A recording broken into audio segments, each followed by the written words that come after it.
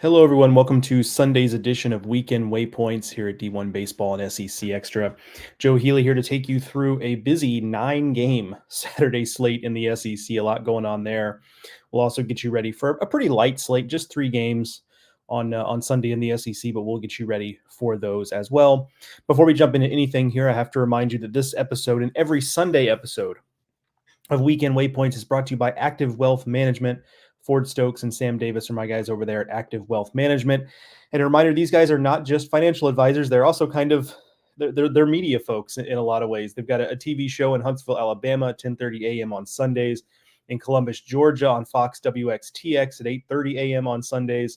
They're on iHeartRadio in Huntsville. They're on in Atlanta, AM 920, noon to 1 on Saturdays, 11 to noon on Saturdays, and then Sundays.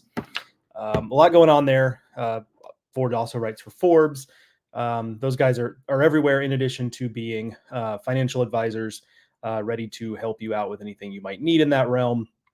Our call to action, as always, visit activewealth.com, click schedule a consultation to get a 401k review at no cost, $1,500 value on that, activewealth.com.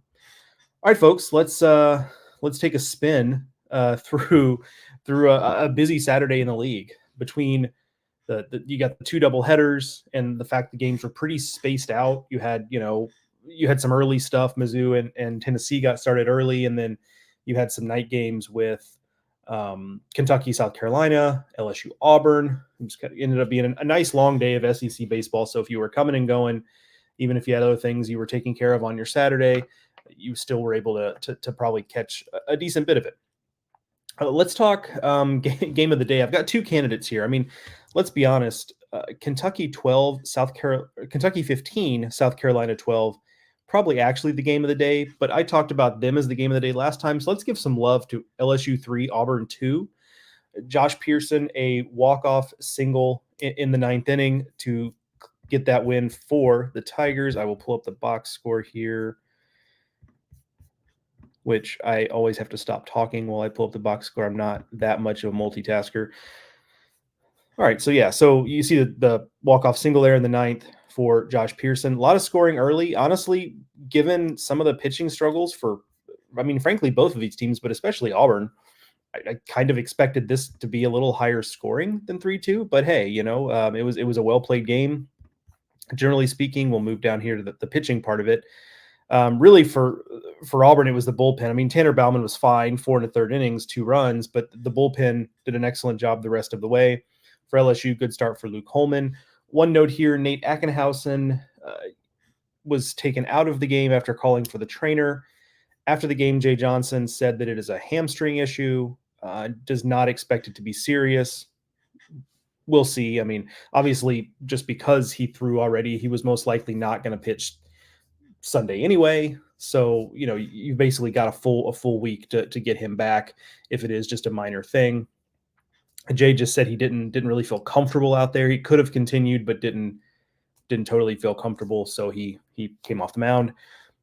That'll be something to monitor. Obviously, hamstrings can be a little tricky.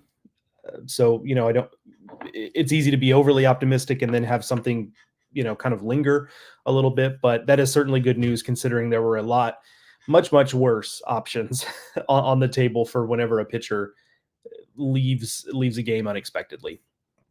So that's the win there for LSU, a win they needed. They could really use the sweep this weekend. It does seem like they're starting to build some momentum. And look, we knew this part of the schedule they were going to be able to make some hay, right?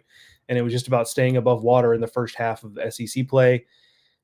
They struggled, I think, more than we thought in that first half, but now they're coming on. They're taking care of business against that part of the schedule that we thought they would have more success against, and tougher series are to come. But man, to get a sweep this weekend, I think would go a long way towards getting LSU in position to be a postseason team again. All right, we will pull out there. I also pull up briefly the box score because it is just absurd of that Kentucky South Carolina game. I mean, woof. I mean, a game of, they say basketball is a game of runs, right? But like this was a game of runs. You can see here in the line score, Kentucky gets up 1-0, then South Carolina 6 unanswered in the bottom of the first. Then Kentucky runs off 11 unanswered runs. They're up 12-6. Then it's 5 unanswered for South Carolina. It's 12-11. and they trade blows in the ninth inning. And man, I got to say that ninth inning started to feel pretty similar. It was different because it was walks this time, not home runs that were the bugaboo for Kentucky.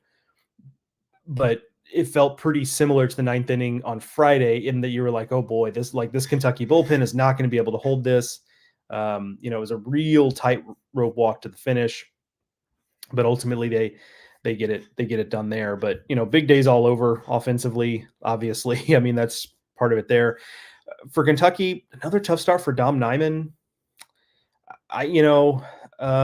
His stuff isn't excellent, so he's always going to be a guy that has to locate well. When he doesn't locate well, there's a chance he gets hit hard. So I don't want to say you're totally hand waving it away, but you're saying like these are the types of starts that can happen. Man, this is 2 weeks in a row where he's just gotten ambushed and like was not even competitive. I wouldn't be surprised if maybe we see somebody different next week in that starting spot. I also, given his track record of what he did the first 10 weeks of the season, 9 weeks of the season, if they run him back out there just to kind of as a show of like, hey, we believe in you. We believe these last 2 weeks don't define you. So we'll just have to see. But certainly, I mean, that start yesterday really exposed a lot of bullpen and frankly, both teams are in a spot today where you're not exactly sure what the pitching is going to look like. But we will see. That's a 3 p.m. start, SEC Network today for the rubber game in that one.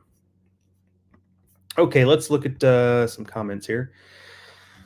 We got Jeremy Scott on Facebook checking in with his Roll Tide. Alabama 3-0 in rubber games this year. Did not know that. Yeah, it's that's interesting. Yeah, I mean, so certainly that sorry, distracted again by comments rolling in. And Joe needs to get better about that. Yeah, I didn't know that 3-0 Alabama in rubber games. Yesterday's game was big for Alabama, and you liked the fact that it was a close game, and then Alabama just said, okay, from an Alabama perspective, you like that they just said, okay, this is over. We're taking over this game. We're going to control it. We're going to take care of business here, and they get the win. Bill Duffield on YouTube. Joe, what do you see as the ramifications of the Vanderbilt-Mississippi State rubber match today? So I think this is big for hosting because, well, two things. One is that some team in the SEC is going to host with a 16-14 SEC record, right? Like that, there's a team like that every year. Last year there were several. So it is kind of a race to 16 wins, and both those teams sitting at 11-9. To not have to do a heavy lift the rest of the season, getting to 12 now, so you only really need just the 4 wins over the final 3 weekends, makes you feel pretty good about that. The other thing is that you need the RPI points. Vanderbilt, as of right this minute, sits at 20 in RPI. Mississippi State 34. Now, State has come a little ways. They were in the 40s, I believe, last weekend. Now at 34. So both teams are also in a position where, hey, we need the RPI points to kind of get us in position where we can feel comfortable hosting at 16-14. Because that's the other thing.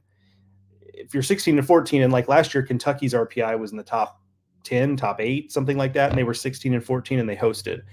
If you're 16-14 and your RPI is 17, you might be on the outside looking in. If there's another candidate, whether it's from the SEC or another conference, that kind of has a better overall resume because their RPI is better, whatever. So there are 2 factors there. So the team that loses the rubber match today is not out of the race to host, but it does start to become, as I said, a heavier lift. You're starting to look at, okay, you need at least 5 wins over the final 3 weekends, plus Hoover. I don't want to discount that, but that's a risky thing to have to bank on, especially when Vanderbilt and State are both looking like teams that are very well will have to play on that Tuesday. So you could be one and done. You don't want to have to bank on Hoover. So 5 wins over 3 weekends is a little bit of a heavier lift than 4 over 3 for sure. So to me, that's simply what it is there, is like the team that wins this rubber match is going to feel a lot better about its hosting chances than the other, especially if it's Vanderbilt with the win, because State also needs more RPI help than Vanderbilt needs at this point. Jordan on YouTube, another great day of SEC baseball. I agree. James Gillum on YouTube.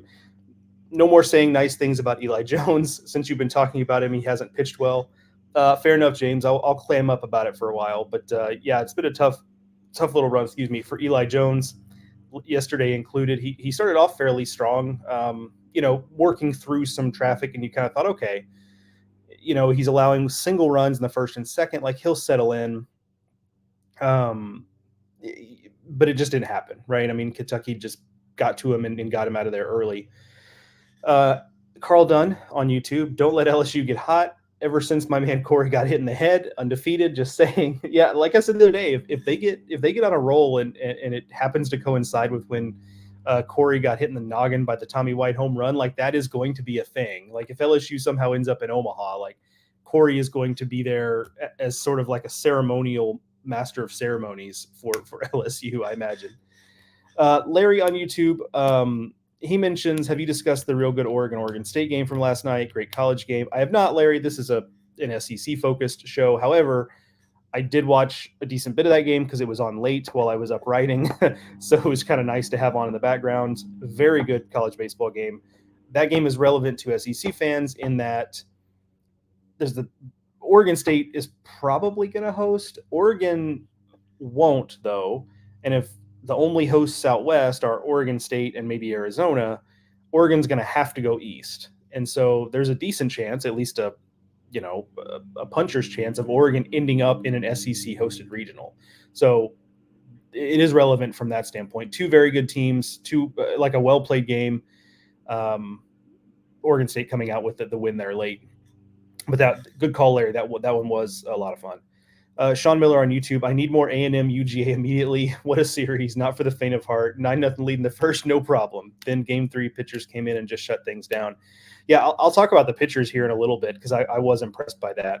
The fact that you're able to rebound from that, and I think everyone had the same thought of like, oh Lord, what is this game 3 going to look like? Second game of a doubleheader. And yeah, kudos to Justin Lampkin and Colton Smith. They really settled things down and made that a very normal game. Honestly, it felt more like a Friday or Saturday game than a game 3. So yeah, kudos to them. We'll talk about the pitchers here more in a little bit. Josh Woolley on YouTube, that Peyton Holt play yesterday. Wow. Yeah. So it's going to be hard to describe. So if you haven't seen it, and I think a lot of you probably have, go find it on Twitter or whatever if you haven't seen it. Basically, there's a runner on third. Florida's, I think it's Brody Donay maybe on third. Peyton Holt is camped under a fly ball. It looks deep enough. It looks deep enough to score the run. So Donay tags. Holt, let's say about a half second before he actually catches the ball, kind of dekes Donay by pantomiming catching the ball. So Donay takes a few steps off. Then Holt actually catches the ball. So Donay has to go back to third, touch up, then run home. By that point, the throw is arriving. Donay gets tagged out. Chris Burke on the broadcast said, I've seen that before. I've never seen it actually work. So that's like a 1 in a million type of deal there. Something that you do thousands of times, and then the one time it works, it's like just a little bit of icing on the cake. And considering that game ended with a 6-5 score, it was the difference really. So just a heady play for Peyton Holt, and probably something that Florida will never get deked on again, just because it happened once. That's how you learn, I guess. But yeah, that was a lot of fun. Good on him. Jordan on YouTube, I do think the A&M LSU series is starting to get more interesting. Yeah, I mean, certainly LSU is going to be motivated. And look, here's another thing that happens as the season goes on, especially for teams like A&M's in this boat, Arkansas is in this boat, Tennessee is in this boat, Kentucky too, although Kentucky kind of has like this underdog mentality thing where I think they're just going to continue to like play through the finish line, if you will. They've also never really been in this position before where they're really pushing for a national seed this late in the year. There is a thing that happens as the season winds down, and these teams are clearly national seeds, top 8s, that it's not that anybody's going out there and like dogging it, and not playing hard, but it's just that I think it's natural. You take the foot off the gas a little bit. Coaches start to manage pitching staffs a little different with an eye toward the postseason. So there are series late in the year that have kind of results that kind of make you tilt your head like your dog whenever you say something it doesn't understand. And I think a lot just because those teams kind of already have their fate a little bit sealed, and so the stakes just aren't as high as they might have been other times. So I think that factor may come into play with A&M and LSU, although that is kind of a little bit, especially in baseball, a rivalry series. So, perhaps that'll keep the tensions high, even regardless of the records and what have you. Josh Willie does confirm on YouTube on the Peyton Holt play, bases loaded, 1 out with a 1-run lead. Yeah, so big spot there. Tennyson Tipton on X. A&M won the series, but not being able to tie the game late, 2 on, no out, concerning for A&M, question mark. Nah, I mean, that's just going to happen. I just think that's baseball, and Georgia's a good team. I think they're better than I thought they would be, frankly, just to raise my own hand. And they're a regional team. They could be a regional host if they finish strong. So I just think that, you're going to have games like that where you just don't get the one big hit, and A&M's gotten plenty of big hits this year. So I'm not concerned at all about that. Even if you're A&M, you wanted that sweep, but that's baseball for you. All right, let's move on. Let's talk player of the day here. A little bit better group of player of the day candidates than what we had yesterday when the pitching dominated on Friday night. Ashton Larson for LSU, 3 for 5 in that win. He's been a revelation. He's been one of the important pieces that has kind of gotten LSU playing a little bit better, being a guy who could step up into that lineup and give you some impact. Another big game for him, 3 for 5. In a losing effort for Mizzou, Danny Corona, 3 for 4. Danny Corona's come on a little bit for Mizzou. You thought that was going to be a guy who might be the guy in the Mizzou lineup, right? Had a pretty good year last year at Wake on a very good Wake team.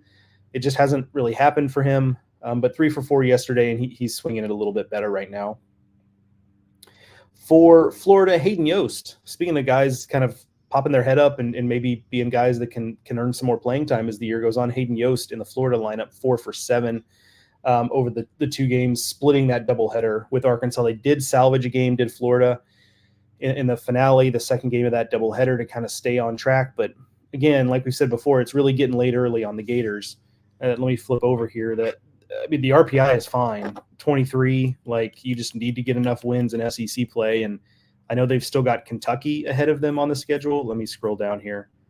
Yeah, I mean, they've got Tennessee, Kentucky, and Georgia. Like, that's the biggest hindrance for Florida to get into the postseason, honestly, is they need 4 or 5 more wins, probably just 4. You get to 13, but 4 wins against that group. You're going to have to win at least one of those series. That's a tough task. So if Florida feels like a team that's going to go to Hoover needing something. That's kind of my hunch on it. But Hayden Yost, 4 for 7 yesterday. A big help there. Ben McLaughlin for Arkansas, 5 for 7. But he's been one of the most consistent bats, kind of under the radar guy, but has been one of, if not the most consistent bat for a lot of the season for the Razorbacks.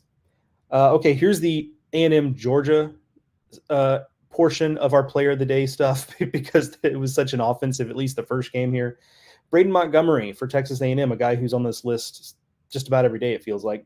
5 for 8, a double, a home run, and 2 walks. Travis Chestnut, how about that for Texas A&M? Travis Chestnut, 3 for 8 with a double, 2 home runs, 5 runs batted in.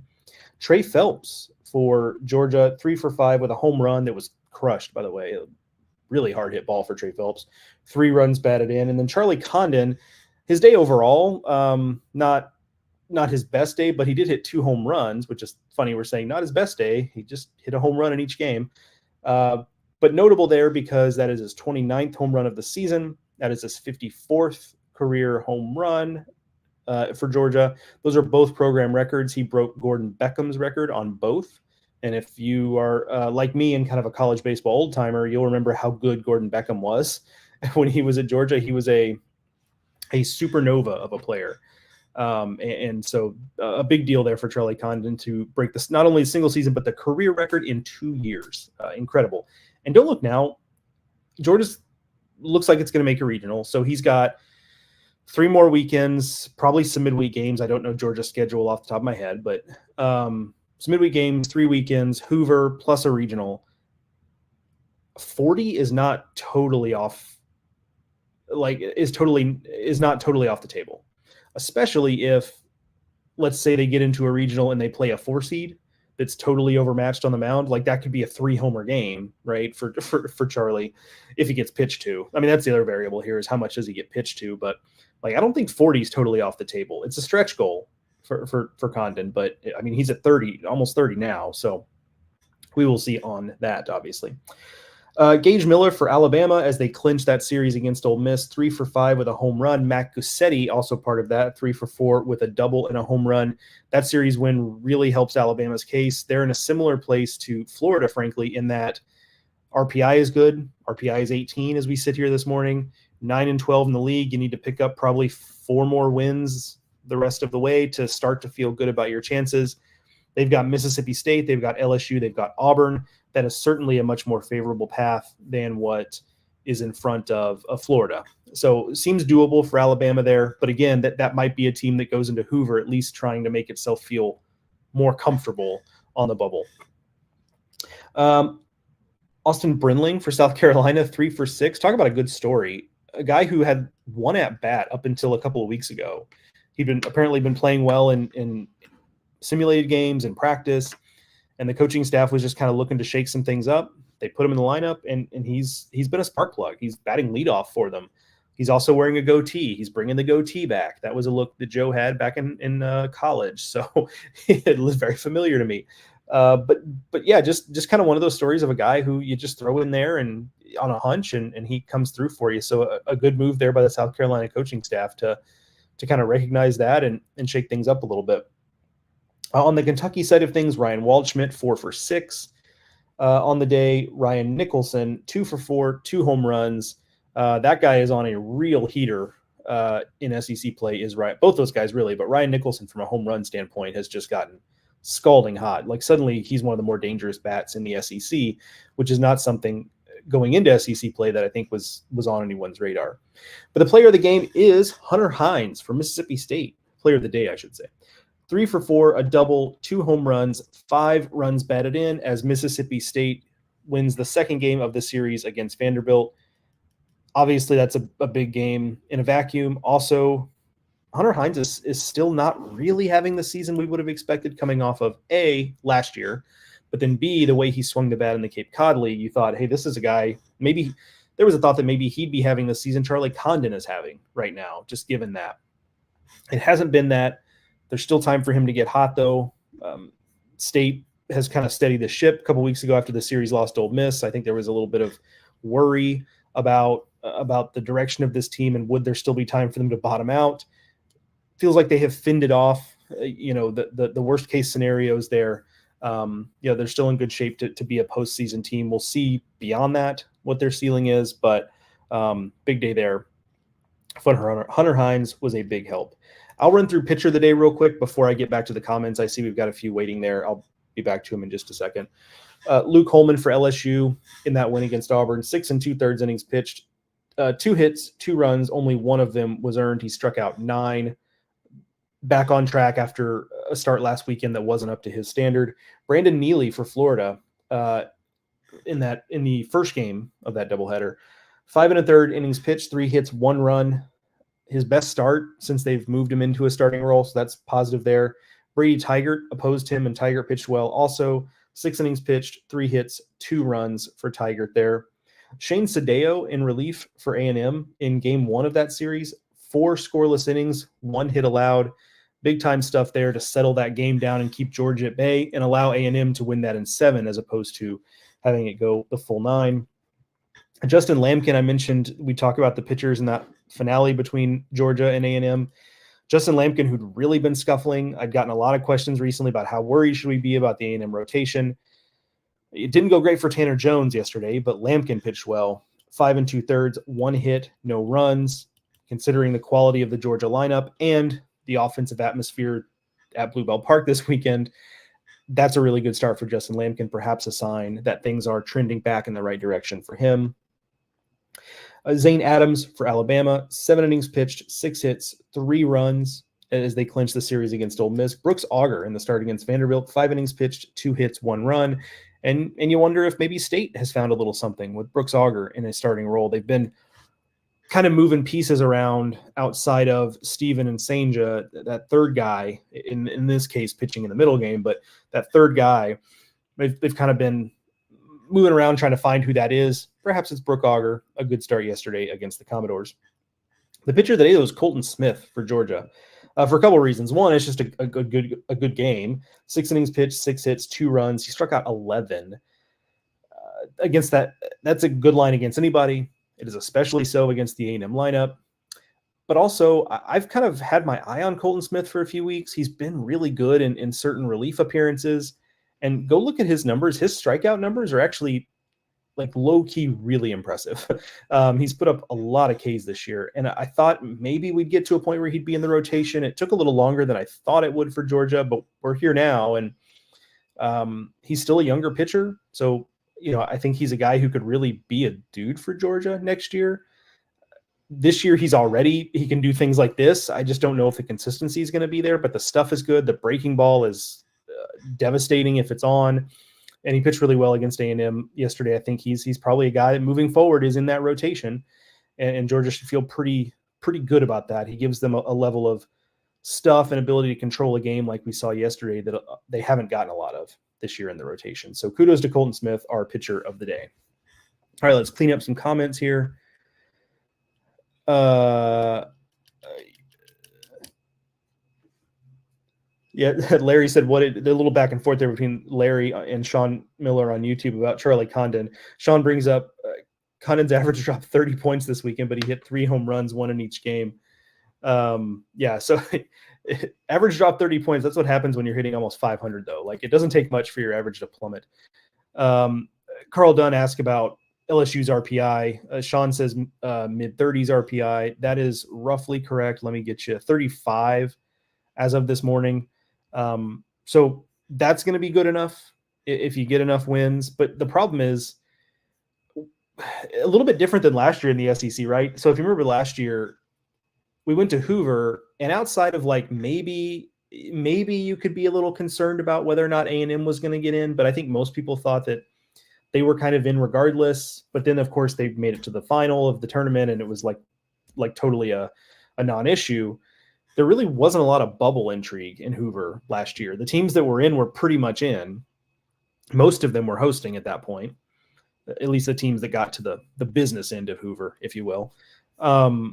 This year's going to be a little bit different, where I could imagine a scenario where Alabama, LSU, Ole Miss, Florida, maybe State, if they fall off down the stretch, could all kind of be in a situation where they go to Hoover needing something.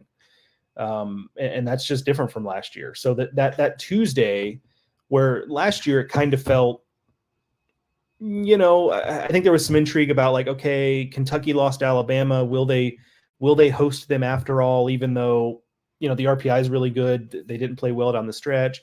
I mean, but we were kind of like really grasping at straws for some sort of storylines from the Tuesday of the SEC tournament. This year is going to be different, like, because some of those teams might play their way on or off of the bubble down the stretch, but some of those teams are going to be firmly on the bubble when we get to Hoover. And that's going to be a lot of fun. Stressful if you're a fan of those teams, but it'll be a lot of fun for folks like me and Mark Etheridge, who are just looking for, something to grab onto on that Tuesday and kind of create some stakes. So that should be a lot of fun. Game of the day, take your pick. One more thing, Sean on YouTube. To your point earlier, A&M, let me put it on the screen here since it's a little lengthy. To your point earlier, A&M, Arkansas, Tennessee may be happy to get in and out at Hoover and set up rotations for regionals, may give LSU, Florida, et cetera, a chance to go on a real run. Totally true. Especially because those teams, they'd start on Wednesday. That'd be short rest for any of your normal starters. So a lot of times you see a midweek guy or you see a staff day. And I think Tennessee last year was a great example where they went one and done. And obviously we saw how it ended. They got to Omaha. But even in the moment, Tony Vitello was like, in his post-game press conference, was like, yeah, I mean, we're not looking to lose, but also this gives us a chance to get home and get rested and get set up and practice and get ready for the weekend. And, he was totally right about the benefit of that. I think there will be some teams that have a similar attitude about it this year. Okay, like I said, game of the day, take your pick. I think all three. It's only 3 games on the schedule between the series that started Thursday and the series that wrapped up with double headers yesterday. Only 3 games in the docket, but I think all 3 have real stakes here. Mississippi State and Vanderbilt, we talked about the hosting ramifications of this rubber game, so there's that. Auburn and LSU. LSU, a sweep would do them wonders in terms of getting to where they want to get resume wise. Also, this is I don't like this storyline because you never really want to see a team go through this, I guess, unless you're a rival fan. But Auburn is really staring down one of the worst SEC records that we've seen, right? I mean, Ole Miss was 6-24 last year. The Greg Goff Alabama team was 5-25. I think Mizzou's had a 6-24 recently. So they're at 2-19. I guess I have it right here. You can look it up. 2-18. So yeah, they just, you hate to see that, especially now they're injured, they're beat up. Like it can't be a fun experience. But anyway, in this game, LSU looking for that sweep, and then Kentucky, South Carolina. Alan Cole, who covers South Carolina for Gamecock Central, made a point to me yesterday that, and I think he posted this on X as well, that South Carolina kind of needs today's game to feel good about hosting, because the rest of the schedule is not necessarily conducive to getting to at least the 16 wins. They need 6 more down the stretch, and they've got, assuming they lose today, let's say they lose today. So they got 10 wins. They need to get to at least 16. They've got Mizzou. Okay, like that's obviously a winnable and a sweepable series, but it's on the road. But then you've got Georgia and then Tennessee on the road to end it. So that's tough. If they needed 4 or 5 wins, okay, I think now we're talking. But to need 6, which means you have to win every series or sweep one of them, that's tough, especially when you just can't reasonably go into Knoxville last weekend of the season. Even if Tennessee has whatever it wants wrapped up, national seed, whatever, you really can't go into Knoxville expecting to win that series with the way Tennessee has been playing. So that's a tough road. So big for South Carolina. And then for Kentucky, it's just the math of getting to where they need to get to wrap up a top 8 seed. They have 16 SEC wins. We can start to talk about maybe them being a lock when they get to 18. Certainly when they get to 19, they'll be feeling pretty good about that. So still some wins to lock up. They've got a tough road down the stretch. But this is big for them as well, because they're a program trying to do things that are unprecedented in their program's history. And there's a pressure that comes with that, and they're pushing for that. All right, that is going to do it for this edition of Weekend Waypoints. Thank you for joining me as always. I love the back and forth and the comments. Thank you for doing that. That's been my favorite part of the show. I say it every time, but I want to make sure I do say it every time so that you know how much I appreciate that this is still a brand new thing we decided to do at the beginning of the season without any sort of expectation for how it was going to go. So I appreciate that you guys have supported it the way that you have. Also, support the people who support us, Plains Coffee Company, Active Wealth Management. If either of those things are something that's you need in your life, please support them. Because they have been so good to us and supporting us here at SEC Extra and with Weekend Waypoints. All right, folks, enjoy the baseball today. I hope the sun is shining where you are. It is certainly shining here in the Carolinas. Love to see that. I will talk to y'all again next Friday with next weekend's Weekend Waypoints. Thanks, everybody.